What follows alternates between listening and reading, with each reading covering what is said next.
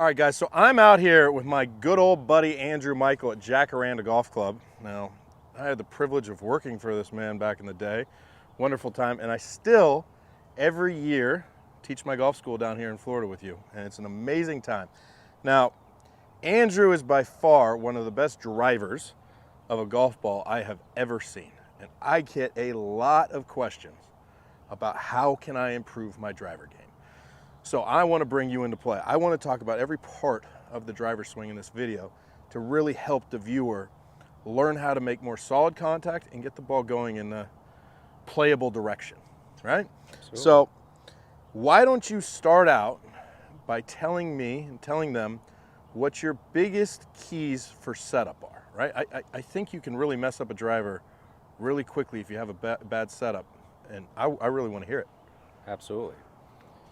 So, number one, the most common mistake I see almost every amateur make when they're hitting a driver is basically how they approach the ball and how they set the club up behind the ball. So, basically, once they set up into their stance here, they really stretch out their right arm, or they protract this arm down to reach for the golf ball. So when I do that, my shoulder, my arm is stretching almost too much, and as a result, it throws my shoulder plane off. So it actually makes my shoulders point more to the left. That's not what we want. The best ball strikers in the world, they actually preset what they're doing with their right shoulder, their right arm, and forearm, and then finally their hand. So basically what I do is I turn my right arm almost clockwise as much as I can to the end range of motion, and then I bring back my right hand to grip the ball. So now my right arm is locked in a perfect position, and when I do that, it sets my right shoulder back. So it actually allows my shoulders to be on plane with my feet and my hips. So right off the bat there, that's actually setting my shoulders up, that's setting my body in a position to where I can deliver the club from the proper angle and from the inside part of the golf ball, rather than any of this over the top or slicing through the golf ball. I've noticed that a lot of players get into positions where, you know, they will chase where their shoulders are aligned, right? So if you're sitting there with your shoulders, you know, really open or really closed, the golf ball tends to go in that direction. So I really like when you see a player max out the shoulder, forearm rotation, and then get the wrist rotation to get the club into the position that they're looking for. I really love that too. Yeah, exactly. And pretty much the last thing I failed to mention, once you do this end range of motion, you'll feel that your shoulder is retracted back to your body. Sure. People are going to be like, oh, how do you get to the golf ball, right? Because if I obviously extend my hand down, I'm going to come out of it. I'm going to stay in that position, but I'm going to tilt my spine about 5 degrees to the right. So when I do that, that puts me in a better position to where I can reach the golf ball and keep this right elbow, right shoulder back in a position of where I'm ready to hit it. So once we get that setup, right? That's a dynamic, you know, explosive setup. You're ready to do a lot of work there. What are you feeling? I mean, the movement to the top of the backswing, in my opinion, is one of the most important parts of the golf swing, right? Mm-hmm. If you can get your setup where you want it to be, and then you can make a good motion up to the top, you can set yourself up for success. And if that motion going back is out of whack, that can totally make it virtually impossible to return effectively. So what are your biggest keys for a good takeaway in a golf swing? So the two biggest keys for me, basically once I have the setup position locked and ready to go, I feel very stable, I feel very secure. Now, when I take my backswing, I'm actually bringing my hand path more on an inside delivery, if you will, as I take the club back. And by doing so, it keeps my upper arms connected to my body.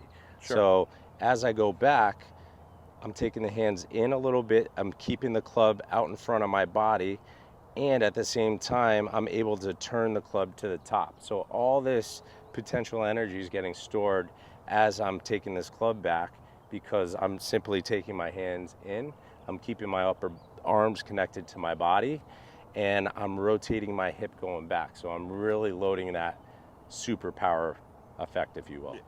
I think that the one key that makes that work well for players is you have to unlock that hip. Yeah. Would you agree with that? If the 100%. if the hip stops turning, Correct. you're going to yank that trail arm behind you, and you're going to be in a bad way real fast. Yeah, multiple compensations have to happen. Sure. If you're not getting the club, your arms and this hip working together on the backswing, Sure. or keeping it in front of your body. Sure. I get people talk about me as a guy who likes to bring the club in. Yeah. I think the key if you're trying to bring the club in the backswing is to keep that moving. Absolutely. So when you get up to the top of your backswing, okay, now it's the moment of truth. So you've used your body, you've put everything in a good position. You're now at the top of your backswing. We need to find a way to transition into the golf ball. We have to get that club head back to the golf ball. What are your big feels and what positions are you trying to hit in transition in order to put a nice repeatable motion on the ball? So it's pretty simple because I'm establishing such a good path going back that basically once I'm in my setup position here, I got my athletic stance.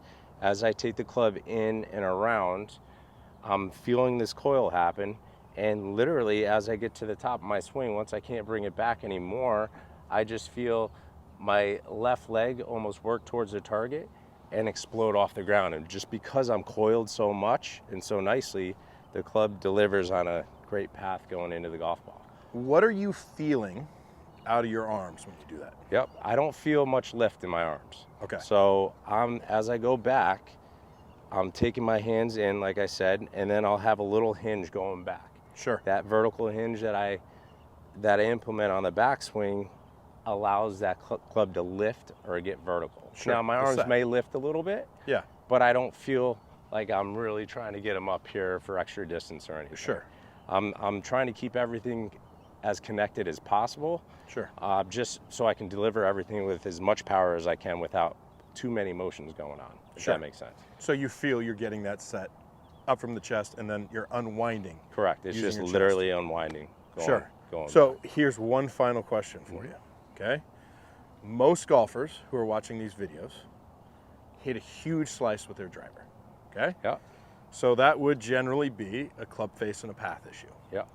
What is your go-to feel for your students if you're trying to end that massive driver slice? The slice, right? Yep. So I simply cannot express enough.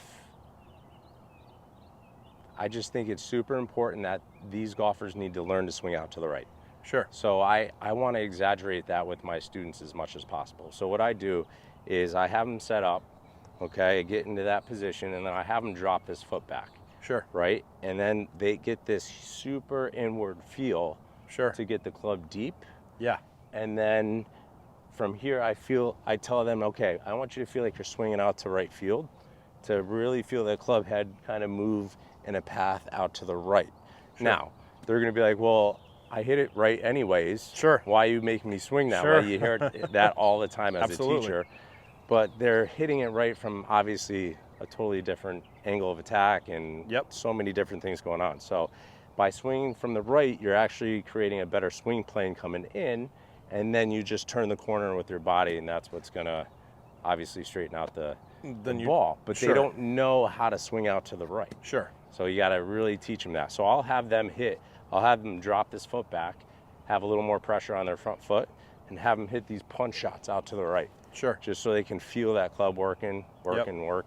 And then once they get it, then I'll have them kind of extend and turn their body a little bit more to bring the club face around. Just start flipping at it a little bit to get it Yeah. to turn back straight. Yep. I love that tip. So why don't you go ahead and show everyone one of these big, massive drives right here?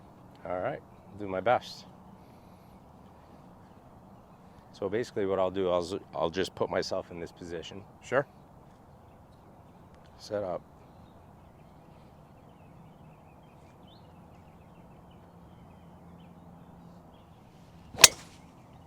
Smoked. I'll tell you something. That is absolutely huge, and that is up the right-hand side of the fairway. I need that in my game. So it's been an absolutely amazing time coming back here to Jacaranda Golf Club, doing another golf school. I know I will be back next year. I always have a good time teaching with you. And I hope this video helps you guys fix your slices. If you enjoyed the video, please remember to like and comment and hit that sub button. Thanks, you guys. Hey guys, if you like this video, please like and comment. I come out with new content every Saturday, Sunday, Tuesday, and Thursday. Thanks a lot, you guys.